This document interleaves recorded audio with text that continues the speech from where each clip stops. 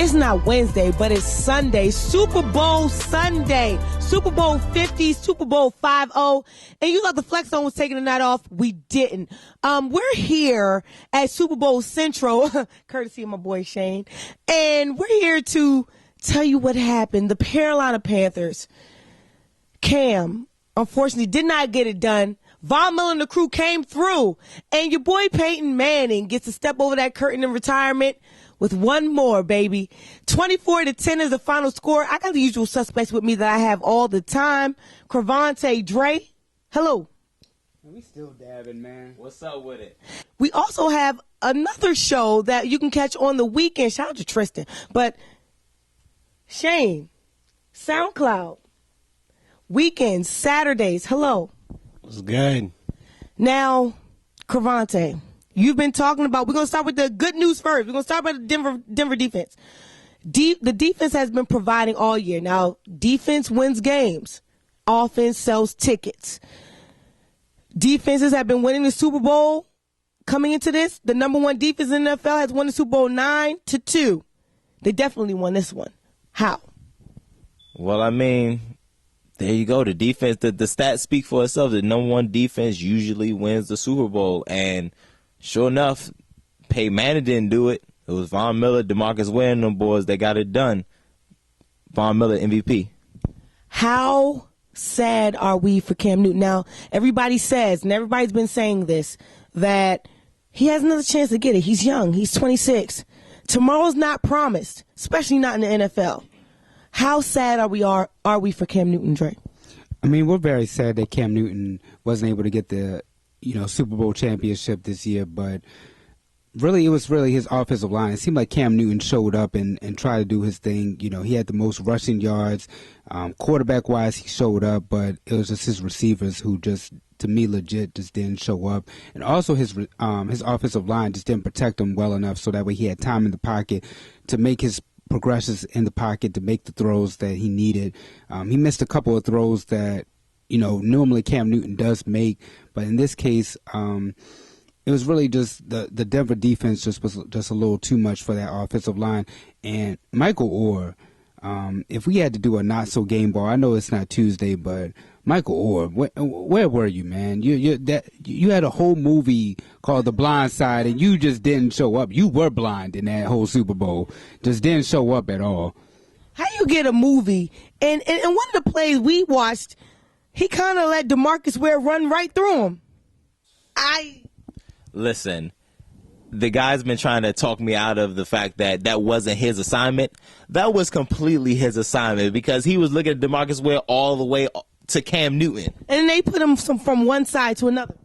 Well, that was just in one play, Cravante. And it didn't matter. It didn't matter. Von Miller and DeMarcus Ware got at Cam. It didn't matter one side or the other. Michael Orr really didn't have a good game. Matter of fact, the offensive line as a whole unit didn't have a good game. Well, what the Denver Broncos did was they attacked the weakest side, which was the offensive line. It was the whole offensive line. It was really just the right side. That fellas, I want to ask this question. It was easy to detect that from start to finish, Cam Newton and the Carolina Panthers weren't used to being in this position.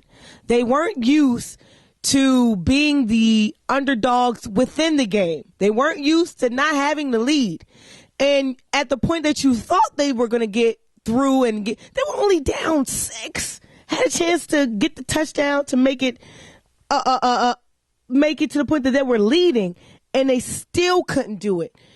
Is this a lesson learned for the younger group, or this was just too much experience? No, it was just a lesson learned for real. You had on the Denver Broncos, it was a lot of people who had experience in the Super Bowl compared to very few in the Carolina Panthers who had very few experience. So, and plus this was Cam Newton's first Super Bowl. He seemed to be the one who wasn't afraid of the big stage. Everybody else just seemed to kind of have first Super Bowl jitters. But I do believe that Cam Newton will make it back, and I think he will be a Super Bowl champion eventually. But this was just Peyton Manning's time, and sometimes this is how the cookie crumbles. Well, I think Cam Newton actually had a Super Bowl jitters in the first quarter. He overthrew a lot of passes. We saw it firsthand, and it took him a minute to get acclimated to the game. But the rest of the Panthers were definitely behind him, and the inexperience showed, and the Broncos defense came to play, and they brought it early and they brought it often. Well, I would just disagree with you in the aspect that I don't think Cam Newton really had first game jitters. I really just think he just didn't have enough time to make progression in his throws. Now, I got to come to you, Shane. Now, last time we was here, and I got to pick on you first. Last time we were here, we saw a Patriots team watch the Seattle Seahawks not run the ball. Shout out to Marshawn Lynch because he is retiring this year. But we and what an announcement on the day of Super Bowl 50.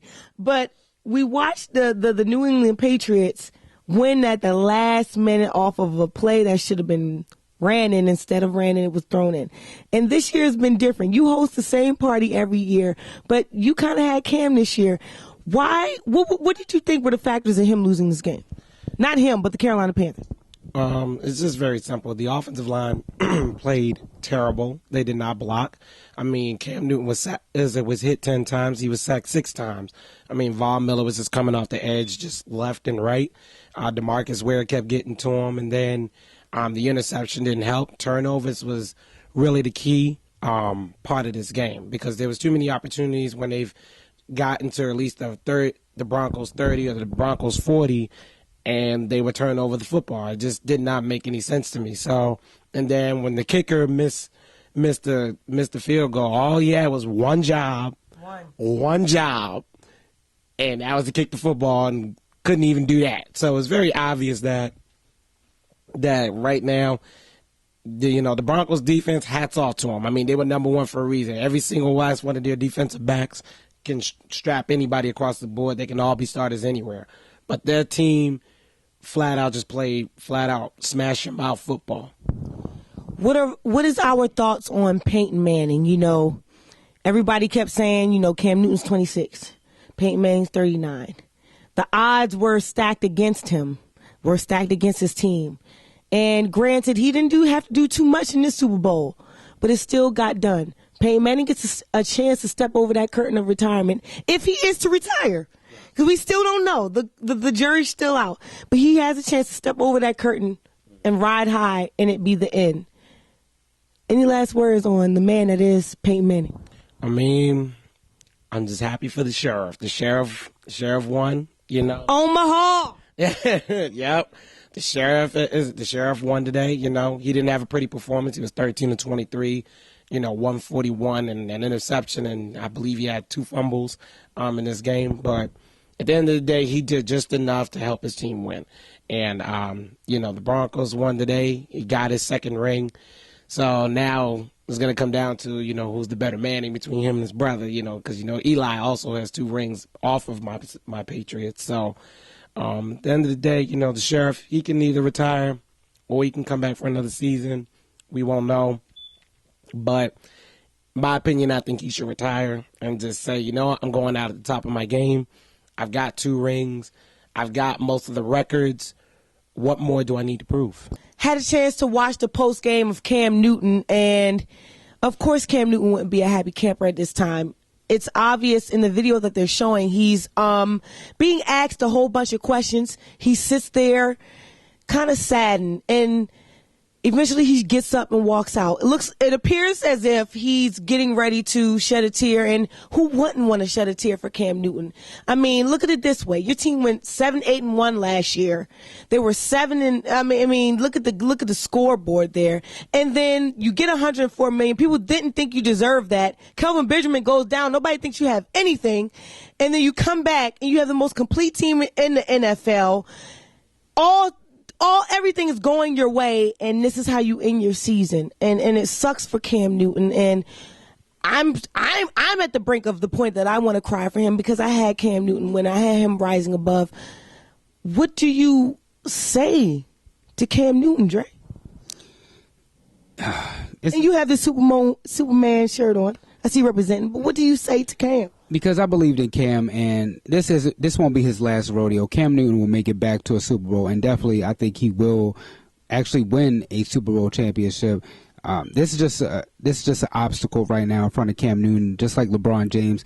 You have growing pains when you're that great. Sometimes you face obstacles in your life, and in the midst of a championship run, sometimes you don't always make the championship run and always get that championship. But right now for Cam Newton, it's just one hurdle. It's a lesson learned, because he's not used to being defeated on the high school level, on the collegiate level, and now on the professional level. Actually making it to a Super Bowl, losing, you don't want that taste, and he'll come back even stronger, more determined, with more weapons, and I'm sure that he'll make another run at a Super Bowl, definitely. On my way here, I was wondering to myself last night what Cam Newton must have been going through. Did he sleep? Did he not sleep? Did he sleep comfortably? Did he not sleep comfortably? And Cravante, the thing is everybody was saying one of the backdrops is Cam Newton's 26. He has time. Peyton Manning's 39. He doesn't. This is it. Tomorrow's not promising in the NFL. If he makes it back, what resurgence do we see from him? Well, we all know the NFL it actually stands for not for long. So we actually don't know if Cam Newton will ever make it back to this point. You know what I'm saying? Despite him being 26, yeah, he's young, but that's not guaranteed that this Carolina Panthers team will make it back. I hope he does. I feel like the way he's playing the game and the way he's going about doing things, he will make it back, but it's not guaranteed. I hope he does, but he'll get Kelvin Benjamin back. Jonathan Stewart will be healthy. Hopefully they get this offensive line together. The defense is fine, and they'll make another run, but it's just so hard to repeat in the NFL. I mean, the Seahawks did it, but look what happened. It's so hard to say. It's so hard to repeat, and it's so hard to say goodbye too. And I must say this too: classless. Classless is defined as someone that kind of sort of doesn't care about what anybody think about him. And Cam Newton has been the poster child for classless in the wrong way. But this man has not only set up a culture in the North Carolinas, in the South, that's been precedented, but he's also, every American wants to go to work and have fun.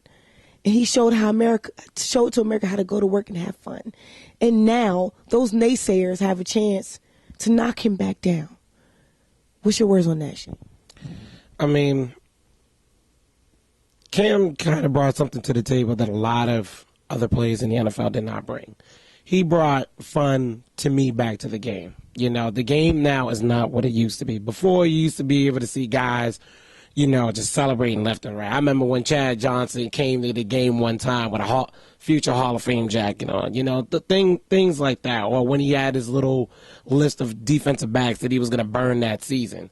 Cam brought a lot of fun back to the game. And while people call it classless, I just call it confidence.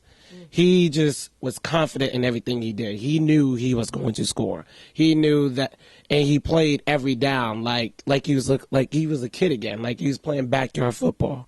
And but it's just sad that after seeing the post game, that he just walked off the way he did. But he's visibly upset, because as a team they did not play well, and he's probably beating himself up. But to the people who, say that while he's not a classy guy, I name one player in the NFL that will find a kid and take a football that he just scored a touchdown on and go find the kid. You find me one guy that does that in the NFL, I'll wait. Let's go back. This is a generation. We grew up in that generation of the T.O. with the popcorn and T.O. with the doing slam dunks over the goal post and shaking the pom-poms and going into the cowboy logo and going like this. That could have been taken as classless. Cam Newton classless? No, Cam Newton's not classless. And let me just touch real quick on Terrell Owens for not getting into the Hall of Fame, which was a snub for over total snub. Yeah, Terrell Owens should have definitely gotten to the Hall of Fame, and T.O., you definitely will get there, by the way. But Cam Newton, he was just having fun with it. It reminded me of somebody in high school or on the collegiate level, just kind of having fun. Whenever he scored touchdowns, you would see him just so joyous in him just actually scoring. It wasn't classless. It was just a move of him just actually enjoying the game, actually just enjoying actually making a legit touchdown. and it was actually a whole nation was behind him. You even see Betty White dabbing. When do you get a chance to see somebody like Betty White dabbing? So I think everybody really in America was just really rooting for Cam Newton. We seen a friend of the show, Ralph from Vegas. He was saying that how Carolina was actually favored in this game. We seen on First Take and other various sports shows that everybody was rooting for Carolina to win, and everybody picked Carolina to win. It was just unfortunate that they didn't actually win this game, but I legit do think that one day Cam Newton will be a Super Bowl champion. We already seen him have an MVP type of season, and I think that one day he will be able to host that Lombardi Trophy. You look like Clark Kent, by the way, with a Scully, straight from Baltimore. Anyways, moving to the other side of the ball, shall we? Peyton Manning. We all know what Peyton Manning brings to the table. This was another form of Peyton Manning this year, but we all know what Peyton Manning brings to the table. And Peyton Manning, with or without the announcement, has one more. Legacy. Cravante. It's beautiful, man. I said at the beginning of the year, I definitely wanted Peyton Manning to win one more Super Bowl because it's just weird seeing his younger brother have one more than him. But we know that the better quarterback goes to the Peyton of the Mannings. But I'm definitely glad that he played the game the way he was supposed to. He didn't do too much. He did what he was supposed to do, and he let his defense take control. Hey, listen, when you come from royalty like that, Archie Manning, Peyton Manning, Eli Manning, and your brother was a bomb too. Yeah, most definitely. Before he got hurt, he was going to be probably one of the greatest wide receivers we ever seen. But unfortunately, he was cut down by injury, and the rest of the Mannings had to take over. You would have been able to do it in a different way than being from the quarterback position as your other brothers. And he would have had to go about it a different way because that's three quarterbacks. That's Archie, Peyton, Eli. That's three quarterbacks. Why be the fourth quarterback? Why not be any other position? And he was a wide receiver, so it would have been fine. Okay, with that said, people, hold me, because guess what? It's almost the dog days of summer. Football is gone. There is no more football after tonight. I know, I understand, and I want to get your reflection on the year to come. I want to get your reflection on what basketball, what baseball is going to provide us because we have the Olympics this year. So, dog days of summer. It's not that much of a dog day, but gosh darn it, football is gone until the end of August. Because I don't count preseason anyway. So, Shane, my good friend, next year, what are you looking forward to? Your Patriots. Yes. They lost to the same team here, Denver Broncos. Let me get your assessment. What kind of Patriots team will we come back? What kind of offensive line will we see most importantly? And what kind of Tom Brady will we see? I mean, as long as you got TB12 and Bill Belichick, you're always going to be in the game. TB12, that was cute. But, but I gotta ask, is that for Tebow? Tebow. Why would you? Oh. And that's exactly why he got cut in the preseason by New England. So, ouch. Exactly. So shut him down, big man. Shut him down. Shout about Luke Walton. Shout about to Bill Walton. So, I think that next year that I think the Patriots need to address in this offseason it's two things that I noticed with this team this season that was just not productive. The wide receiver position needs to get bigger because our receivers, although they can get separation, but when they play Denver, who has corners who are at least 6 feet tall and at least 200 pounds, it was very obvious that size was an issue. And then with the offensive line, they played terrible. But, I guess people could say that, Nate Solder was missing all season long. We didn't have a running game. 31 different offensive lines. And on top of that, we had the dead last, as a rushing offense this season. Horrible. I've never seen a Patriots team where we did not run the football. And Garrett Blount, you know, I'm not really sold on him. Never really liked the kid anyway. I just didn't think he was that great of a running back. So I could see the Patriots going into this offseason probably looking for an old lineman, probably looking for a running back, and, you know, maybe a receiver or two, just to give Tom Brady at least another shot at the Lombardi Trophy. For the record, every offseason we've gone in, we saw some type of gate. Can we leave that out of our Patriots persona this summer? We'll see, because unfortunately... What's next, the ear gate? Well, I mean, at the beginning of the season, it almost started off with headset gate, because, you know, Mike Tomlin, when we beat them 28-20, they started going in about the headsets, and then come to find out that the headset issue wasn't just New England, it was the entire NFL. But because it started in New England, I mean, we're always going to be the center of, if it's not controversy, somebody's going to at least suspect that we're doing something. What would it have been to put the ultimate, and I mean this in the best of languages, and I'm going to say this in the best language, middle finger to Roger Goodell, if the Patriots and Tom Brady win Super Bowl 50? Well, I mean, if anybody was watching that Broncos game, that was probably not going to happen. But if it was definitely not going to happen. But at the same time, you know, everybody who knows me, I don't make excuses for New England losing. I give you that. But at the end of the day, if that was to happen, that would have been awesome, because and I was here last time. Yep, and Roger Goodell, and even Roger Goodell to this day, you know, I remember I was watching looking at on Facebook on Comcast Sports on New England, and they was talking about how Roger Goodell doesn't even want to answer the questions about the Deflategate. He don't want to answer no questions about it, I guess, until the appeal process is over. And Tom Brady's not even going to be present in court, because the lawyers are saying, well, it's probably not going to go that far, because the appeals court, they usually don't overturn what another judge does. So who says? Now, this is what I'm going to do. I'm going to skip over you for the time being.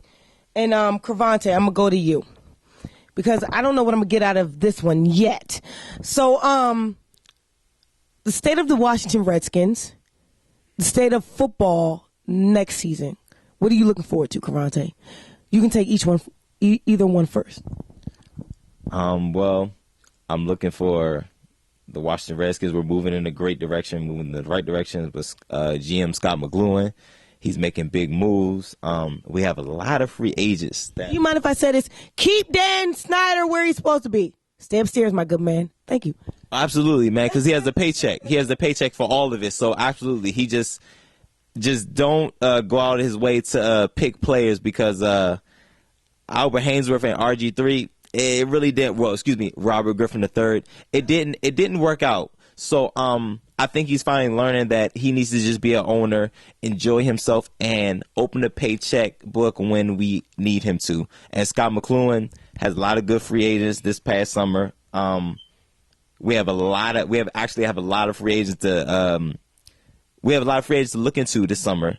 I know Terrence Knighton is a big one, a.k.a. Pot Roast. Deshaun Golson.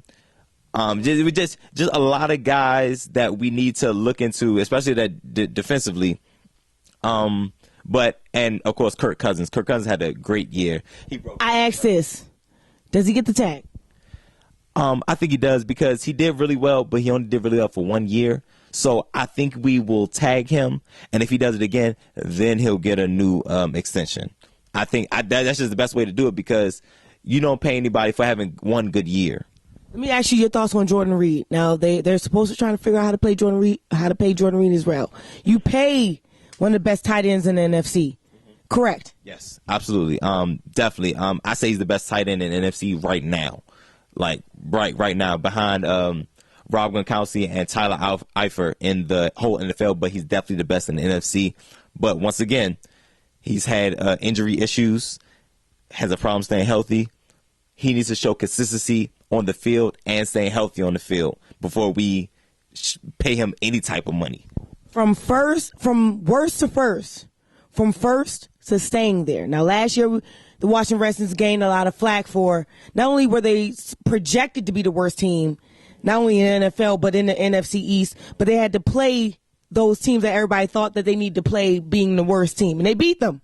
Now you have to play the best and beat them. Will we sustain? They sustain. I'm trying to keep myself out of this. Well, the one thing I don't like is how people say your record is what you are. Whether, despite who you're playing, if you have a winning record, then you're a winning franchise. Despite however it happens, 9-7 to 9-7, this is a winning team that made it to the playoffs. Despite how you want to break down the X's and O's or how the season went. Dre, I don't know what that was, but I need you to stop it, okay? Don't be rude, okay?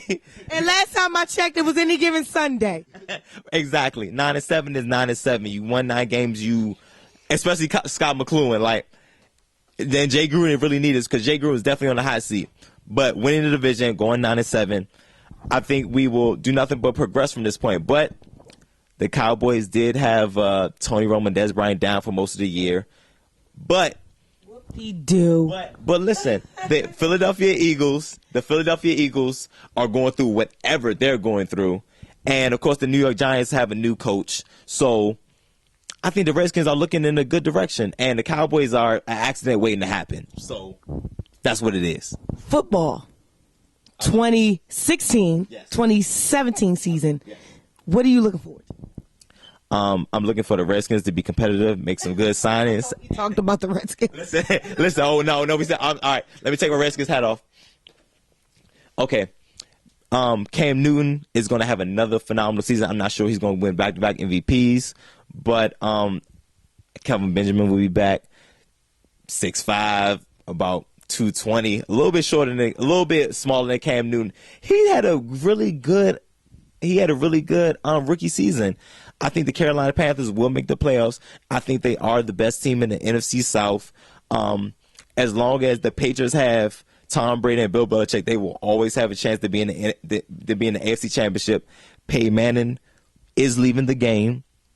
Aaron Rodgers has a lot to prove.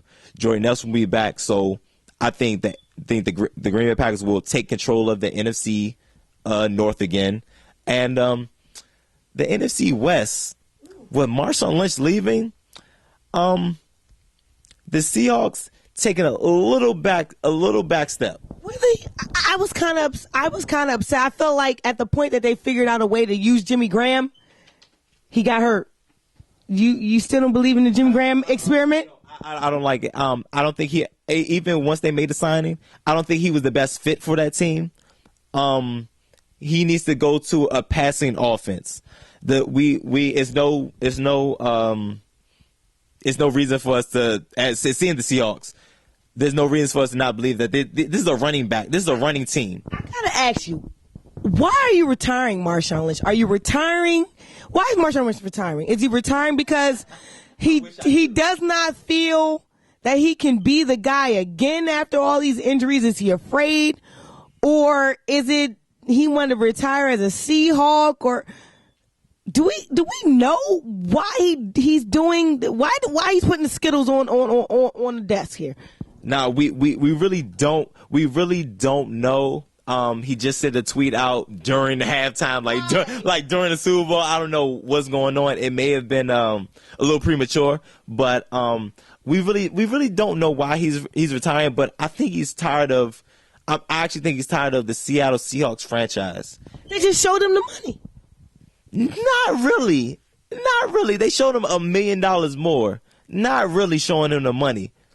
I gotta switch gears because I gotta talk to my boy Dre here. Now, Dre, this is a hard conversation. It's always a hard conversation with your boy Dre because we don't know who he roots for. The Eagles, the Patriots, Johnny. Ooh, I gotta get your thoughts on Johnny. Do you got your thoughts on Johnny? You have a Superman shirt here on, and yet the Cowboys. Oh, he secretly came out and said he loves the Cowboys. So Dre, you're like a orphanage for teams here, a patchwork quilt of the NFL. What are your thoughts? I'm afraid to ask. What are your thoughts on 2016-2017 season? Number one, get off of me. I got off not because I'm scared, people. Whatever. Number 2, the Dallas Cowboys will definitely be back. What happened to the Dallas Cowboys Where? This year? What happened to the Dallas Cowboys was that they were just injury prone. When you don't have... Where's the violin? Look, Cravante had a 20-minute soliloquy. So let me have my diatribe over here. Actually, you don't want me to spell it. You don't want me to just go ahead with this, okay? Just go ahead. I'm about to say I won plenty of spelling bees with her. So what happened was the Dallas Cowboys, like I said, they just fell to the injury bug. Let me touch real quick on the Washington Redskins. I will actually say the Washington Redskins this time instead of the Washington. Can you get off my mic, sir? Thank you. I will say the Washington Redskins instead of the Washington Football Club because you guys are the reigning defending NFC East champions. How you like that? All up in my ear about to give me death. Like, dang, my left ear, I can barely hear right now with that. But nevertheless, HTTR. I'm aware. Wow, you can spell it. So nevertheless, you guys won't be back. But next year, we honestly don't know because you never know the Eli Manning that's going to show up. You never know where the injury bug is going to fall with any team in the NFL. We've seen that the Carolina Panthers, which was a team that some of us didn't even have making the playoffs, actually made it to the Super Bowl. So in the NFC, you really never know.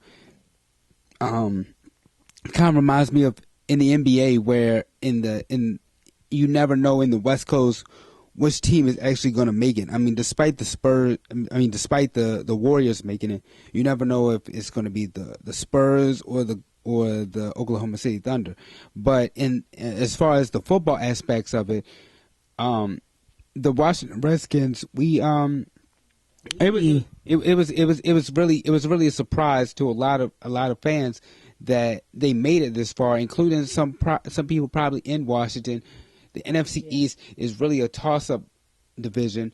As far as Marshawn Lynch and his retirement, I think that the Seattle Seahawks will definitely be back because the running back that they have in place of Marshawn Lynch, he still fits that Seahawk mold, and Russell Wilson is coming into his own, passing the football efficiently. And when he only gets his tight end back and Jimmy Graham, is only going to be better. And as far as the NFL moving forward, Aaron Rodgers, to me, which was the point that Cavante said when he said he had something to prove. Keep in mind, this was Aaron Rodgers' worst year, and he had 2 Hail Marys and still made the playoffs and was legitimately. He should have been actually in the MVP race, honestly. However, he made the playoffs and played a Washington Redskins team that people would have never thought, but had a chance to win it. But, I mean, also remember, Aaron Rodgers had a chance to win that game against the Cardinals. If Aaron Rodgers gets the football back, who knows what happens in that game against the Arizona Cardinals. And again, I really just want to touch on the Carolina Panthers because we talk about the Seattle Seahawks, and to me, the demise of the Seattle Seahawks started with the Super Bowl, and I think that they made the playoffs despite of Pete Carroll, because Pete Carroll in that decision, that boneheaded decision he made about passing the football instead of running the football, I think that hurt the core of this team, because I think that if you run the football, the Seattle Seahawks are 2-time reigning defending National Football League champions, and with that set in mind, they honestly have a shot at a three-peat instead of being home right now versus the Carolina Panthers. Let's move forward, though. In saying that, it seemed like with that decision, it messed up the camaraderie that was within that locker room. The Legion of Boom did not come back next season as the Legion of Boom. We sit here dissecting the 2016-2017 season. We sit here trying to figure out who will make it to the Super Bowl next. Will this be a Denver-Carolina Super Bowl again? Will Carolina be able to make it again? Or will we see new characters? Shane?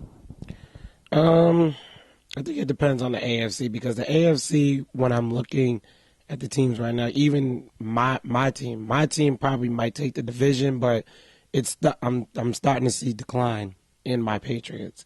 Whereas Denver, they might still have the same defense, but it depends on who's quarterback. Because to be quite honest, I don't trust Brock Osweiler at all. I don't think the kid, to me, has got it like some other quarterbacks in the NFL. However, Kansas City has a huge chance to take over. And like, honestly, I felt like if they had Jamal Charles, playing, they probably could have taken that whole division and probably ran the table because they had such a great defense. But that didn't work out that way. So I think going in the next year, I could definitely see a Carolina and Seattle going right back at it in the NFC Championship, because I don't see too many other dominant teams in the NFC that are very consistent. Carolina has made the playoffs for 3 years straight. NFC. Arizona, though, I mean, despite the quarterback play, remember, you can't forget about Arizona. Get off the choo-choo train. Look, me and Cravante was riding the bus, and I was passenger. I don't know why. Listen, the Arizona Cardinals had the second best record in the league. You be quite respectful. And they showed you in that Seahawks game why they were. That's one game. Just one game. It's just one game. He had one bad game. Okay. So football is out in the open at this point. We say beautiful, which is a beautiful thing, because it's kind of like the NCAA tournament this year, because there's not that one team that's just dominant. You know what I'm saying? Everybody, it's a lot of good teams, but there's nobody that's great, or there's nobody that's dominant, which is good for the fans, because we don't know what's going to happen, which is a beautiful thing. Dare I ask, what we do in the summertime? We got Rio. We got baseball. We got the Orioles here. We got the Orioles. We're in Bowie. We got the Nationals. We are in Bowie, right? We got the Nationals. Upper Marlboro, Bowie. We got the Nationals. However, we're not going to get into that yet. The Golden State Warriors have a chance to make this again, make this happen again. Are we going to stay in California? Are we staying in California? Sure, why not? Well, I'm only saying that because the NBA season, we got the Saturday NBA now. We got Sunday. We got Thursday. Well, no, we don't got Thursday. Yeah, TNT, we got Thursday. We got Friday, ESPN. This is what we have. Wait a minute. And Kevin Durant is on his contract year. Where's he going to go? As far as Kevin Durant, I personally think that he's going to go to the Knicks. I just see that. What the heck are you smoking? Because I think KD. We just got Porzingis. Because I think that KD wants to go to a top market and to exercise. You talk about top market. They just said Golden State. They just said Golden State. That's gonna be whoa. No, it's not Golden State. That's a fantasy. Why is it not? Why would that not be the best fit for him? Because right now, Golden State is probably the most dominant team in basketball. Yeah, but the thing is, if Kevin Durant goes to the Golden State Warriors, it would be worse than LeBron James making the decision to go to Miami. And despite us not having football right now, I think that there's still plenty of good other professional things out there, such as the National Hockey League. Let's not forget that the WWE is heading into WrestleMania right now. Like I said, the NHL they're heading into the playoffs.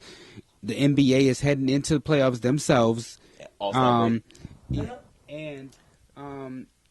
Baseball is just opening up with their season. So there's plenty of other things for us to carry over. And then also let's not forget too that the NFL dominates the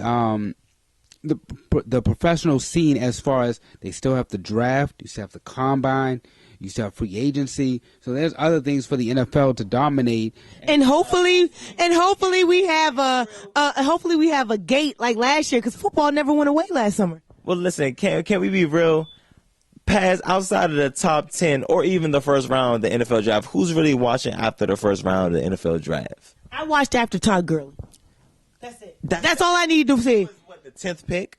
That's what I'm saying. Like, in the NFL Combine, I know I personally look for the defensive backs and the safeties. I like watching them work. But outside of that, it's like, I don't know. And to your point about Kevin Durant, if Kevin Durant goes to the Golden State Warriors, he will not get paid properly.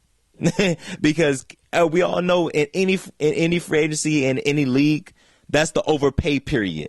That's when folks get overpaid well over than what they would usually get paid. And if he goes to the Golden State Warriors, the Golden State Warriors money is tied up in a lot of players. He's not going to get paid the money he would get paid as if he would go to the Knicks. If he goes to the Knicks, he will get bank.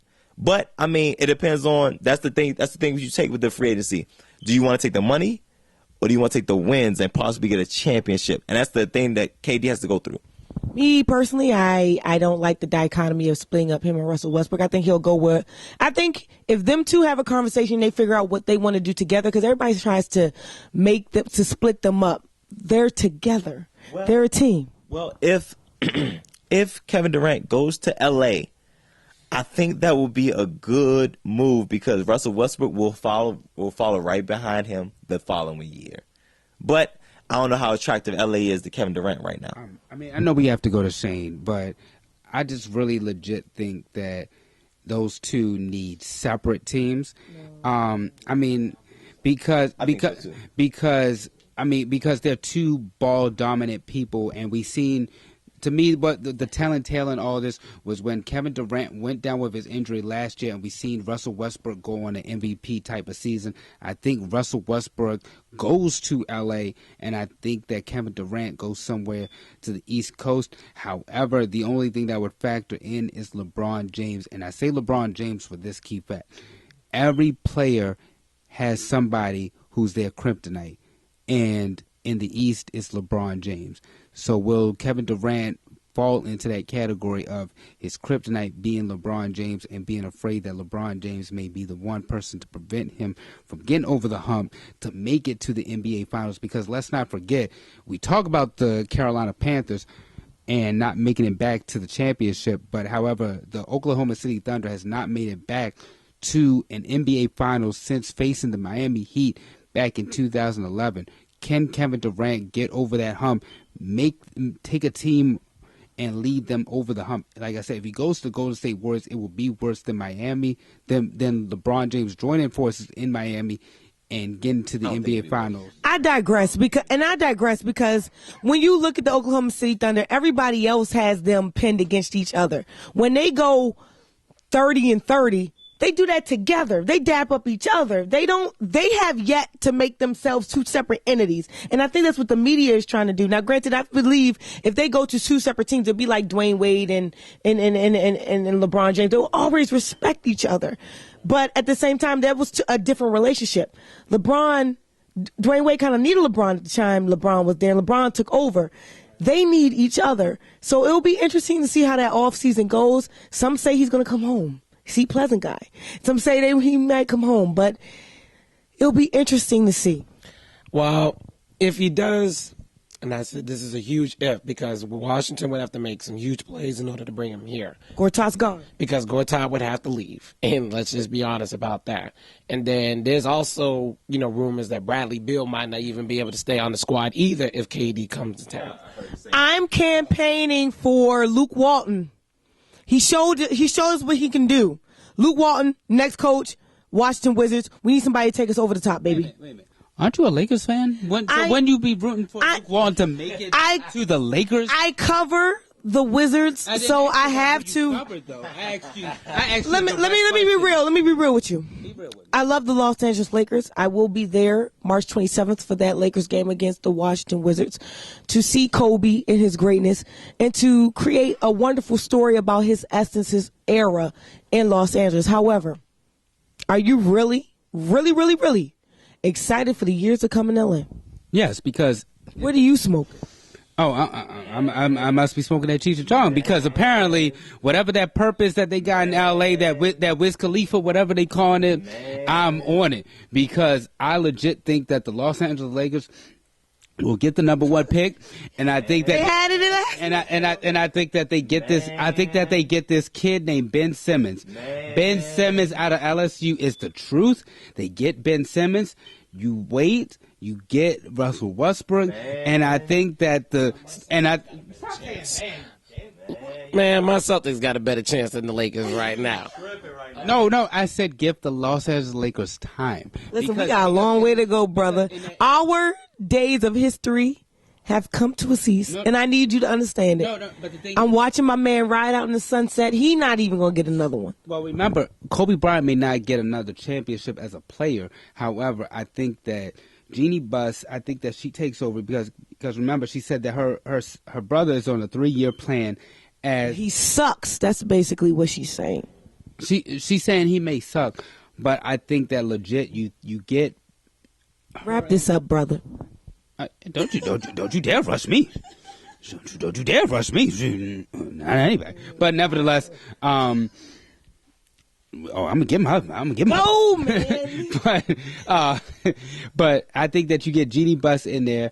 You give her time to really orchestrate a team, and let's be real. The Los Angeles Lakers really don't have a bad nucleus. You have Swaggy P. You have people like Julius Randle. That's the first name you come up with. You have That's the first name you come up with. Swags. That's really the first name you come up with. You serious? You have Are you serious right now? That's the first name you come up with. Listen, if Jeannie Buss takes over, that's another 3-year plan. Y'all in the hole. Y'all in the extra hole. Let's go back. Okay, basketball season has yet to progress. Listen. Super Bowl 50 is over. Super Bowl 50. I've been calling it that all week. I think it's so prolific. 24-10. The Denver Broncos off over the Carolina Panthers. We're the Flex Zone. We gave you our post game. We gave you what we see yet to come within the summertime. And shout out to Byron. Shout out to D. Shout out to Roger. They couldn't be able to join us at the party. Shout out to Shane for his hospitality. Oh, yes, definitely. Every year, this is a ritual. Wow. Every year, is there anybody wants to come through, let me know. We're the Flex Zone. You can catch us Wednesdays, Fox Sports, Hopewell, 1340 AM. You can also find us on SoundCloud as well, so we'll be there as well. So this is the Flex Zone. We out. Wait, what's going on? I'm trying to show. Can we just do one time? I know Cam didn't win, but I know he didn't win. We got to do it. Wait, you got to start from the left and get to the right, right? Yes. 1, 2, 3. Shout out to boy Cam. Peyton Manning, you did it, my brother. Congrats. Von Miller, Super Bowl 50, Denver Broncos. We out.